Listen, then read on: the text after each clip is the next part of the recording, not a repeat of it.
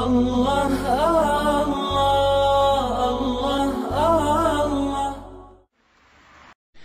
چنانچہ نبی علیہ السلام نے ارشاد فرمایا کہ وَاسْتَكْثِرُوا فِيهِ مِنْ 4 خصال، 4 اعمال اس مہینے میں زیادہ کرو۔ خصلتین ترضون بہما ربکم وخصلتین لا غناء بکم عنہما، 2 عمل تو ایسے ہیں کہ جن سے تم اپنے رب کو راضی کرو، اور 2 عمل ایسے ہیں کہ تمہیں اس کے سوا چارہ ہی نہیں، مجبوری ہے تمہاری۔ اللتان ترضون بہما ربکم، وہ 2 باتیں کہ جس کو ذریعے تم اپنے رب کو راضی کرو۔ فشہادت اللہ الہ الا اللہ وتستغفرونہ، یعنی کلمے کا ورد زیادہ کرنا، تحلیل زیادہ پڑھنا اور استغفار زیادہ پڑھنا، یہ 2 عمل اس مہینے میں خاص طور پر زیادہ کرنے کی ضرورت ہے، کیونکہ اللہ کے پیارے حبیب صلی اللہ علیہ وسلم نے ارشاد فرمایا، لہذا اس بات کی اہمیت دل میں اچھی طرح بٹھانی چاہیے۔ تو لا الہ الا اللہ کی بھی کثرت کریں، کم از کم چند 100 مرتبہ دن میں پڑھ لیا کریں، اور ہمت والے تو 1000 دفعہ 2000۔ ایسے لوگ ہیں ہر دن میں رمضان کے 10,000 مرتبہ تحلیل پڑھتے ہیں۔ اس وقت ایسے لوگ ہیں رمضان المبارک کے ہر دن میں ایک قرآن مجید کی تلاوت مکمل کرتے ہیں۔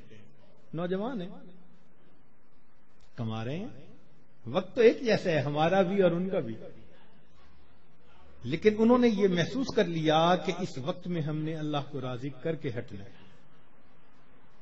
ان کے لیے یہ سارے کام آسان۔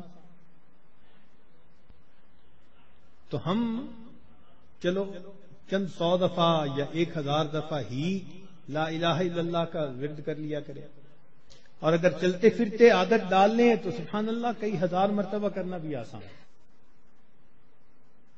اور ہمارے اکابر سبحان اللہ، وہاں سینکڑوں اور ہزاروں کی بات نہیں ہوتی تھی، اور لاکھوں کی بھی بات نہیں ہوتی تھی، کروڑوں کی بھی بات نہیں ہوتی تھی، کروڑوں مرتبہ سے زیادہ دل کے اوپر لا الہ الا اللہ کی ضرب لگتی تھی، کروڑوں مرتبہ سے زیادہ۔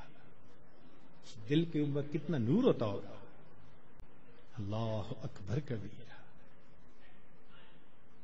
اور استغفار کی کثرت کریں۔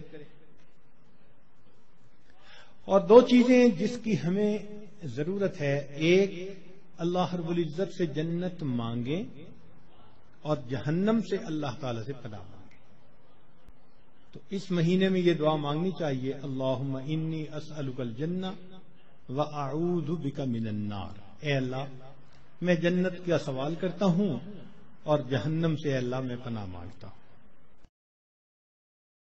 لا الہ الا اللہ، لا الہ الا اللہ، لا الہ الا اللہ، لا الہ الا اللہ، لا الہ الا اللہ، لا الہ الا اللہ، لا الہ الا اللہ۔